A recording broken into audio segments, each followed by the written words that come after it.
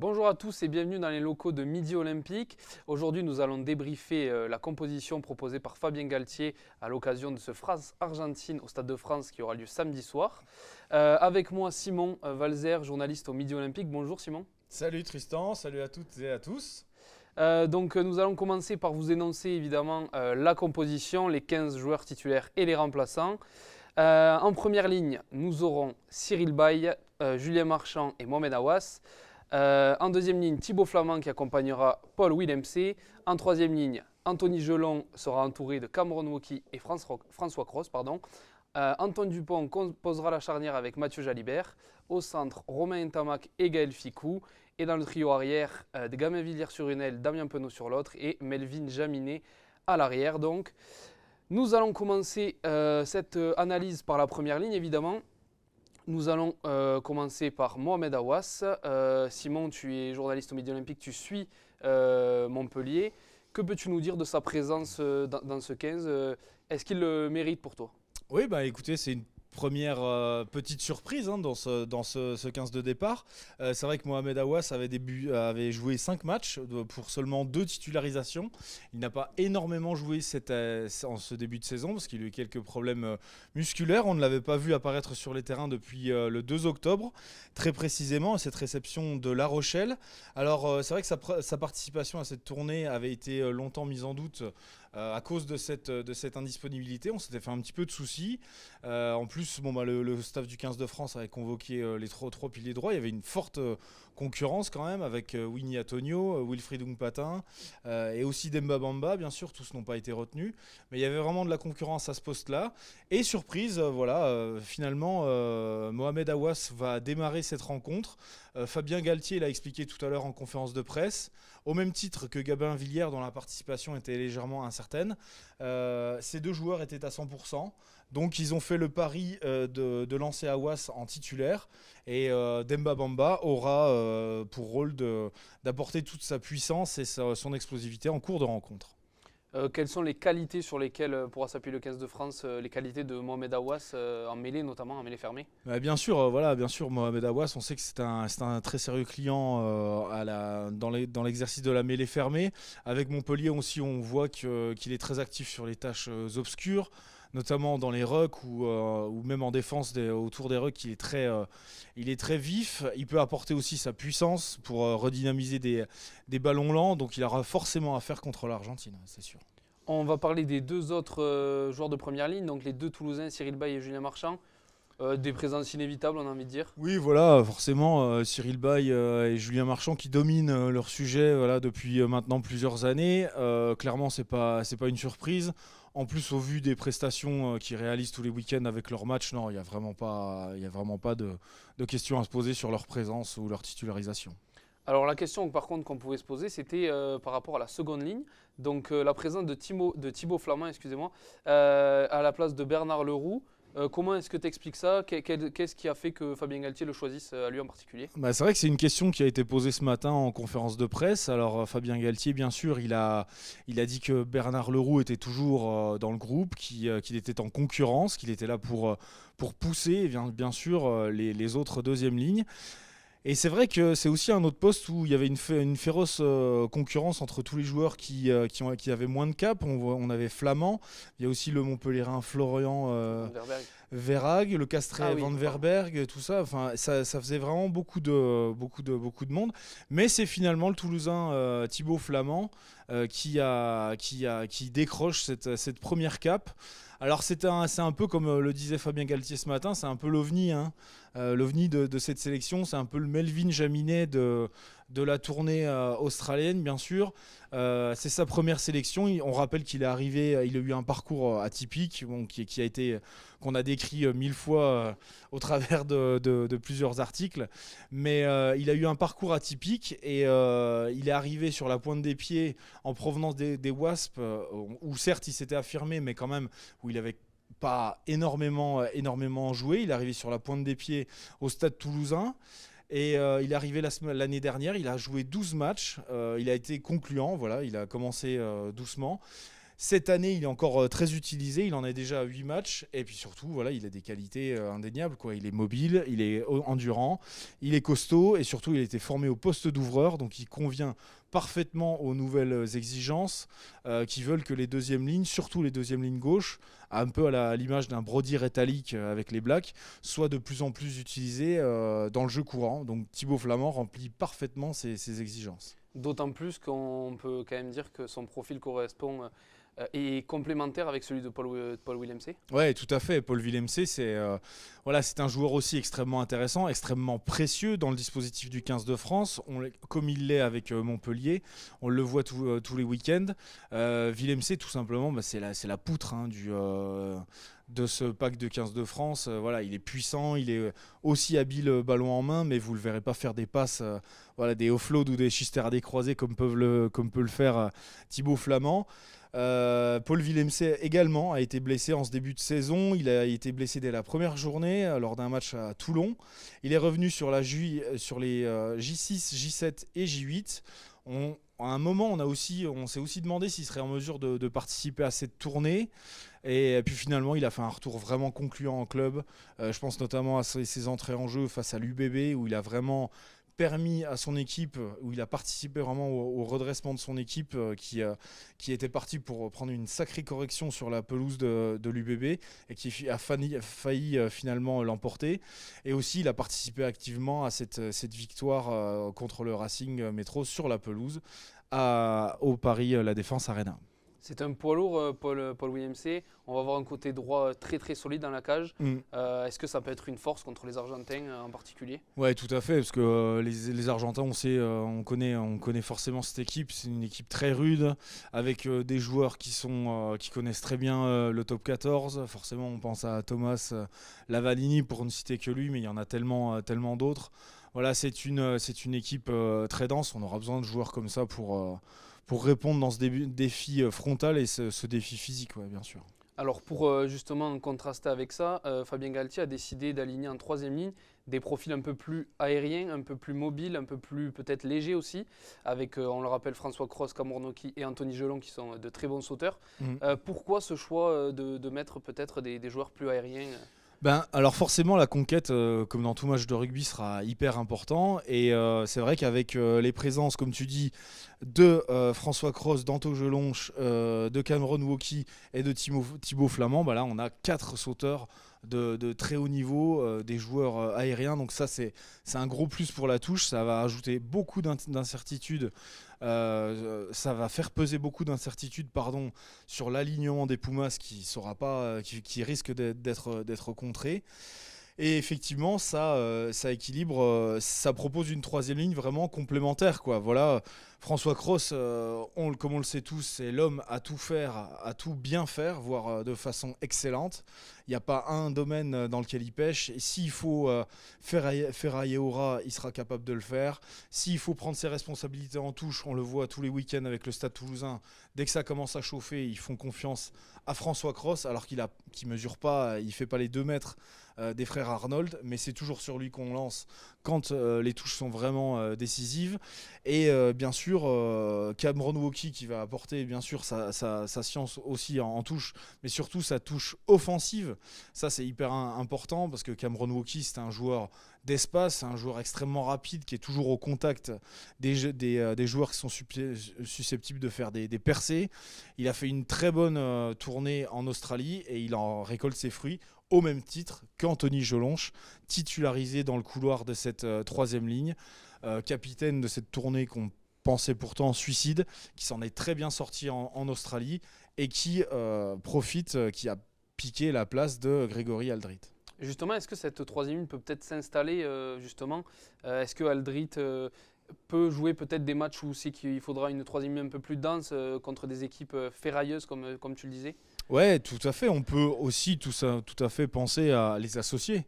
On peut tout à fait mettre Anthony Gelonche, le décaler en 6 ou en 7 et mettre Aldrit, un Grégory Aldrit quand il aura retrouvé son niveau optimal, parce que bon, il faut être honnête, c'est vrai que en ce début de saison Il n'est pas exactement au même niveau qu'au niveau où on l'a connu par le passé, d'où la titularisation d'Anthony Jelonche au poste de 8. Donc on peut tout à fait, oui, penser à ces configurations-là. Ce qui est très bien, c'est de voir qu'il y a une concurrence complètement... Enfin, il y a du réservoir, quoi. Parce qu'on rappelle que le capitaine Charles Olivon est blessé. C'est lui d'ailleurs qui a remis symboliquement ses galons de capitaine à Antoine Dupont. Donc il est toujours là et en créant cette espèce de mini-cérémonie, le staff envoie un message très clair en disant ça reste Charles Olivon reste le patron de cette équipe, donc c'est un message fort. Et puis voilà, sur le banc on en parlera tout à l'heure, mais il y a encore Sékou Makalou qui peut faire beaucoup de bien à cette équipe de France. Tu parlais du capitanat il y a quelques instants, donc on va passer aux lignes arrières avec évidemment le joueur de cette équipe de France, Antoine Dupont, qui est associé à Mathieu Jalibert. D'abord un petit mot sur Antoine Dupont et son capitanat, puis après on parlera de l'association Jalibert-Ntamak. Que penser de ce capitanat d'Antoine Dupont? Est-ce que ça va peut-être changer son visage dans le jeu? Est-ce que ça peut avoir des répercussions? Alors je pense pas que ça changera fondamentalement le visage d'Antoine Dupont ni son apport sur le terrain. Voilà, j'ai l'impression qu'il vit les choses. Déjà, il remplit déjà ce rôle avec le Stade Toulousain, où il lui arrive très fréquemment de suppléer Julien Marchand dans l'exercice. Donc, et on le voit qu'il le prend de façon très sereine. Il est très simple sur le terrain.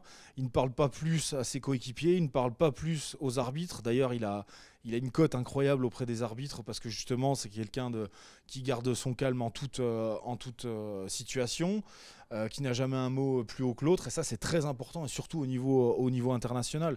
Donc, je ne pense pas que la fonction de capitaine changera ni son approche du match. Puis, voilà, malgré son jeune âge, il montre déjà une telle maturité que je doute vraiment qu'on voit un Antoine Dupont vraiment différent ce week-end. D'accord. Pour passer à l'association, donc Mathieu Jalibert est évidemment numéro 10. Ça fait quelques temps qu'on s'y attendait. C'était le poste de Romain Ntamak qui a donc glissé au centre.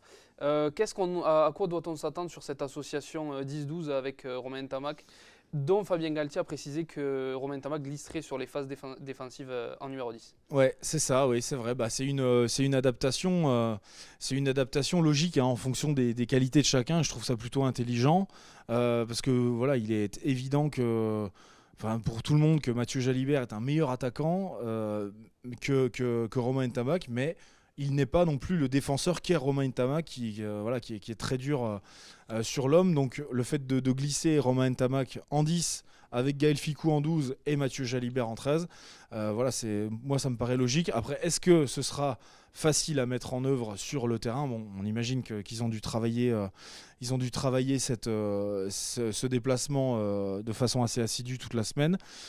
Qu'attendre de cette association? Énormément, bien sûr. Tout le monde a très envie de voir ces deux joueurs à l'œuvre. Comme me le confiait Thomas Castagnède il n'y a pas si longtemps que ça, dans une interview parue dans Midi Olympique. Pour lui, c'est pas un pari, c'est une évidence, cette association. Tout simplement, c'est les deux meilleurs ouvreurs du moment. Pourquoi ça? Et en plus, Romain Ntamak est tout à fait capable d'évoluer au centre. On rappelle l'année dernière qu'il avait quand même été titularisé à 3 reprises à ce poste-là avec le Stade Toulousain. Puis il arrive de finir aussi fréquemment des rencontres à ce poste. Donc pourquoi s'en passer? Voilà. Puis c'est sûr que la situation, les blessures d'Arthur Vincent et de Virimi Vakatawa ont nettement dégarni le centre du terrain tricolore, donc il a fallu trouver des solutions. Mais comme le confiait l'entraîneur des trois quarts tricolore, Laurent Labitte, ils allaient tester cette association, même s'il n'y avait pas eu des blessures. Voilà. Donc ils voulaient absolument les voir ensemble. Techniquement, ça change beaucoup de choses. Ça rajoute un pied, ça rajoute un buteur, ça rajoute un distributeur de jeu. S'il y en a un qui est au sol, l'autre peut tout de suite prendre les rênes du jeu. Un peu comme il l'avait fait à un moment à 10-15 avec Brice Dulin, qu'on voyait souvent utiliser en position de 12. Mais là, c'est encore mieux. On a 3 pieds, quoi. 3 pieds pour profiter au mieux de cette règle des 50-22 qui devrait gagner en importance. à mesure que les mois vont passer, qui sera mieux exploité par les équipes.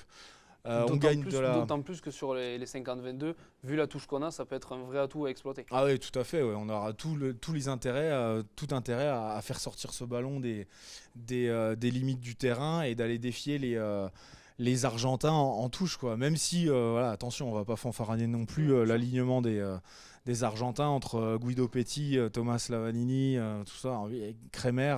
Ils nous connaissent très bien, donc c'est vrai que ça va être... on va pas fanfaronner, mais on a en tout cas des arguments pour répondre. Alors cette association, pour conclure, on a vraiment envie de la voir et surtout on veut savoir si ça peut marcher.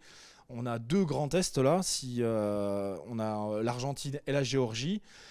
Et ça pourrait être très intéressant contre les Blacks parce que ça fait peser beaucoup plus d'incertitudes sur les adversaires, quoi. Sur Voilà. le rideau arrière notamment. Ouais. On va passer à Gaël Ficou avant de passer aux lignes arrières. Il fera office de papa dans ses lignes arrières, capitaine de la défense. Un mot sur son inévitable présence à lui aussi. Oui, voilà, Gaël Ficou, c'est un peu le couteau suisse de cette équipe de France. On ne sait jamais trop où il va jouer, mais il faut qu'il soit là. Voilà, tout simplement. Puis alors, ce qui est encore mieux, c'est qu'il déçoit jamais. Voilà, on l'a testé au poste d'ailier, il a été excellent. Hyper rassurant sur les ballons hauts, jamais pris en défaut en défense. Il peut jouer 12, il peut jouer 13. Voilà, il rassure tout le monde parce que comme le disait Sean Edwards, c'est le leader de la défense du 15 de France, enfin du moins de la ligne arrière. Voilà, moi, sa présence, elle fait aucun débat, surtout avec les méformes ou les blessures actuelles. Évidemment. On va passer aux lignes arrière, enfin au triangle arrière, Ouais. pardon. Jaminet, Villiers, Penaud. Donc on va évidemment parler du retour de Gabin Villiers qui était absent depuis plusieurs semaines. Voilà, c'est ça, ouais. C'est aussi l'autre petite surprise de ce 15 de départ. On s'était longtemps posé la question. Eh bien, comme je l'ai dit en début de séquence, Gabin Villiers avait joué son dernier match lors de la 7e journée. C'était le 16 octobre contre le Racing. Et c'est vrai que depuis, on l'avait plus vu. On avait une grosse... on se demandait s'il allait pouvoir tenir son rôle. Et comme l'a dit Fabien Galtier ce matin, on les a tout de suite testés. On a vu qu'il pouvait être à 100%. Gabin Villiers, c'est vraiment quelqu'un qui plaît au staff. Et puis on comprend pourquoi, parce que ce joueur, déjà, il est très bon en défense. Il est vraiment hargneux, il se laisse jamais faire dans les rucks. Et puis surtout, il est capable d'exploiter des micro-failles dans la défense et de jaillir de n'importe où pour marquer des essais, quoi. Donc c'est un super joueur. Ensuite, la présence de Damien Penaud, je pense qu'il réalise un très très bon début de saison avec Clermont. À noter que Damien Penaud pourra possiblement monter au poste de centre, glisser au poste de centre en cours de match. D'ailleurs, il l'a fait avec Clermont et il avait joué en 13 et il avait été excellent. Donc c'est aussi une bonne chose. Et donc Melvin Jaminet qui sera donc encore titularisé à l'arrière. Ça, c'est pour assurer une cohérence par rapport à la tournée en Australie et qui se voit maintenu dans ses fonctions de buteur. Une petite interrogation justement sur ça. Mathieu Jalibert qui est meilleur buteur du top 14, donc délègue ces fonctions-là à Melvin Jaminet. Comment tu peux expliquer ça ? Oui, alors justement, je pense que ça, c'est comme je l'ai un peu dit tout de suite, c'est vraiment, je pense que le staff veut garder quand même des repères stables. Voilà. Fabien Galtier, depuis le début de son mandat, même s'il a testé beaucoup de joueurs, pour diverses raisons, dont la pandémie ou d'autres explications, il a toujours voulu garder une ossature ou des repères pour ses joueurs. Et il a confié les responsabilités du but à Melvin Jaminet lors du 2e test en Australie. Et il l'a maintenu dans ses fonctions parce qu'il a donné... on se souvient qu'en Australie, il a été excellent dans ce rôle-là. Il est quand même hyper fiable toujours avec Perpignan. Donc voilà. Après, il n'aura pas toutes les responsabilités des jeux au pied parce que Fabien Galtier l'a expliqué ce matin. Melvin Jaminet sera chargé du but et des touches, mais Mathieu Jalibert sera aussi en charge d'autres jeux au pied. Donc bon, on se répartit les responsabilités. Mais c'est vrai que le but, ce sera Melvin Jaminet. Voilà pour le 15 titulaire, on va passer aux remplaçants. Alors avec un banc, Fabien Galtier appelle ça les finisseurs, moi j'appellerais ça les punchers vu le profil des remplaçants. Il n'y a que de l'explosivité partout à tous les postes quasiment. Ah ouais, tout à fait Tristan, là vraiment si on arrive à vraiment à tenir tête à ces Argentins et même passer, bon bien sûr on peut espérer être en tête à la 50e minute, ce serait bien sûr génial. Mais moi, quand je vois des joueurs comme Peato Movaca, Jean-Baptiste Gros, Demba Bamba, on se souvient du match qu'a fait Demba Bamba contre Toulouse. Attention, il a été monumental. Quand on voit aussi la puissance d'un Romain Taoufi Fenoua, Greg Aldrit qui sera forcément vexé de commencer sur le banc, ou de Sekou Makalou quand on voit les dégâts qu'il cause dans les défenses quand il joue avec le Stade français. Ouais, vraiment, là on a un banc très très explosif, quoi. Et c'est super parce que ça pourrait vraiment faire basculer le match en notre faveur, quoi. Justement pour revenir sur Sekou Makalou, alors Fabien Galtier pense peut-être l'exploiter sur une aile, ce serait quelque chose d'assez drôle. Il a les capacités évidemment parce que c'est un joueur extrêmement polyvalent, mais pour un troisième ligne, c'est quand même assez drôle. Ah oui, non, c'est complètement incroyable parce que quand on voit les qualités athlétiques de ce joueur, d'ailleurs on ne sait pas si ce banc c'est un 6-2 ou un 5-3 en fait, hein, parce que Sekou Makalou, il est souvent utilisé, enfin on le voit souvent dans les couloirs avec le Stade français. Où il cause vraiment des ravages. On a vu plein d'ailiers du top 14 se faire déposer ou se faire déposer par lui. Donc et Fabien Galtier l'a bien précisé, oui, Sekou Makalou sera tout à fait capable de rentrer, si besoin est, de rentrer à l'aile. Donc là, je te laisse imaginer que les dégâts qu'il pourrait causer. Mais ça, c'est très intéressant, cette polyvalence, parce que je crois que c'est presque... Enfin, c'est extrêmement rare, si ce n'est inédit au niveau international. Un joueur comme ça, de ce gabarit-là, capable de courir le poste de troisième ligne et d'ailier, ça peut être un atout, ça peut être un atout très important pour lui, et ça pourrait aussi l'installer en équipe de France. Alors, bon, certes, peut-être sur le banc, mais en tout cas, c'est une polyvalence qui est hyper rare. Pour conclure, donc pour toi, cette équipe, ce 15 de France, paraît tout à fait cohérent pour battre l'Argentine ce samedi soir. On peut y croire. Oui, bien sûr, on peut y croire. J'ai pas parlé aussi, on parlait d'explosivité, on n'a pas parlé de Jonathan Danty aussi. Évidemment. On l'a oublié. On peut imaginer que voilà, on n'a pas envie de croiser la route de Jonathan Danty après 50 minutes contre Gaël Ficou.